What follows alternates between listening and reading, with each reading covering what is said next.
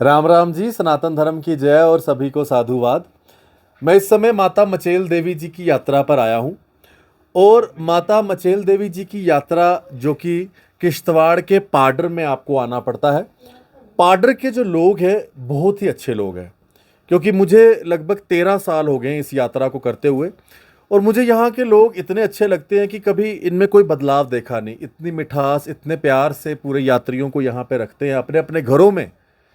ऐसी चीज़ आपको कहीं देखने को नहीं मिलेगी। ये एक ऐसी यात्रा है। अब इनके घरों में ना, हर घर में आपको एक इस तरह का कमरा मिलेगा जिसे ये कोट कहते हैं, कोट। यहाँ पर क्या होता है कि जैसे यहाँ पर काफ़ी देर जब बर्फ़ पड़ती है, 3 से 4 महीने यहाँ पर ये पूरा मचेल दरबार, ये पूरी जगह जो है बर्फ़ में रहती है। तो उस समय ये लोग इस तरह के कमरों में रहते हैं। अपने माल मवेशी को रखने के लिए भी इन्होंने यहाँ पर ये जगह बनाई होती है। आप देख सकते हैं यहाँ पर अंदर जो है माल मवेशियों को रखते हैं। ये ऊपर आप देख सकते हैं ये इन्होंने लकड़ी रखी हुई है।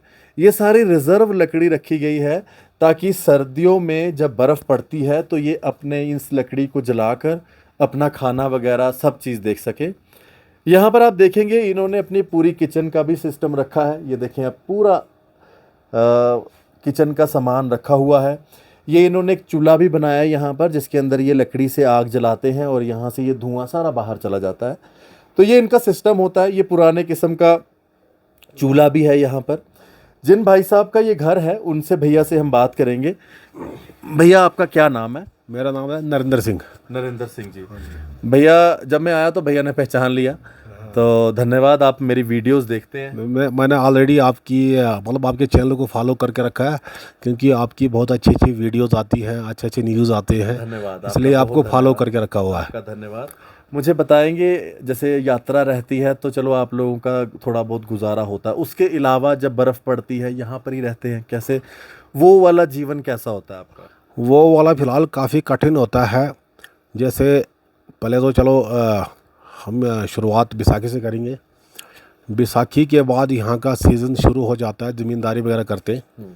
ज़मींदारी करने के बाद यात्रा वगैरह शुरू हो जाती है, थोड़ी बहुत कमाई हो जाती है यात्रा में। पहले तो हमारे लोगों ने, जो हमारे पूर्वज थे, ठाकुर साहब जी के आशीर्वाद से 30 साल उन लोगों ने यात्रियों की काफ़ी सेवा भी की, यानी कि फल लगाया।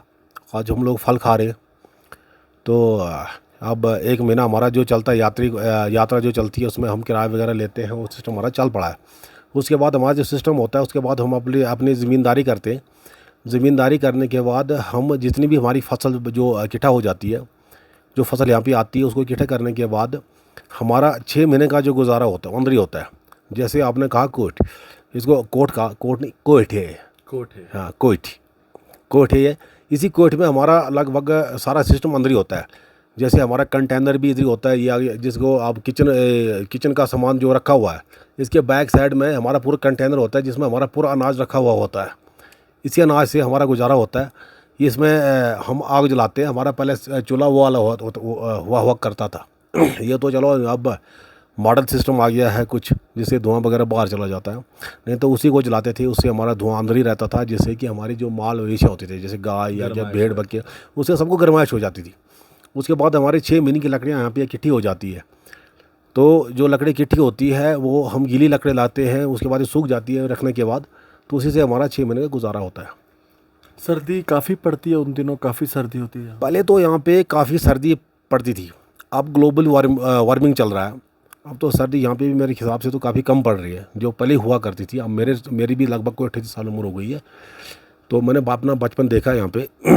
तो यहाँ पे पहले कोई मेरे ख्याल में 5-6 महीना लगभग बर्फ़ पर रहती थी। अब तो मुश्किल से 2-3 महीने में बर्फ़ रहती है। अब सर्दी काफ़ी कम हो गई है, नहीं तो पहले बहुत ज़्यादा हुआ करती, क्योंकि हमारा जो बुज़ुर्ग थे उनकी कहावत थी कि 6 महीने गर्मी होती थी, 6 महीने सर्दी होती थी। तो बस वो अब फ़िलहाल ख़त्म हो गया है। अब हमारी सर्दी तो ऑलरेडी यहाँ पे आज भी तो सर्दी आपको महसूस हो ही जाएगी, लेकिन उतनी नहीं जो पहले हुआ करती थी। हाँ जी। बहुत शुक्रिया आपका भैया बात करने के लिए। ये पाडर के लोग हैं, बड़े अच्छे लोग हैं। और जब यहाँ पर कोई भी रहने आता है, दर्शनों के लिए आता है, तो अपने घरों के द्वार खोल देते हैं। जैसे लोग अपना दिल के द्वार खोलते हैं, ये अपने घरों के द्वार खोल देते हैं लोग।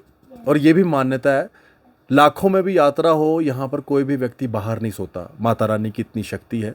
ये सब यहाँ के लोगों की मेहरबानी से यहाँ पर यात्रा चलती है। हर साल यात्रा बढ़ती जा रही है।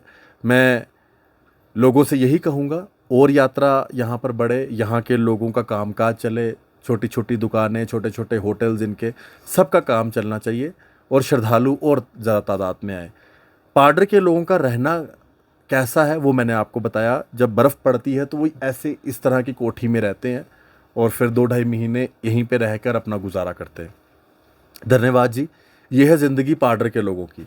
सभी को राम राम।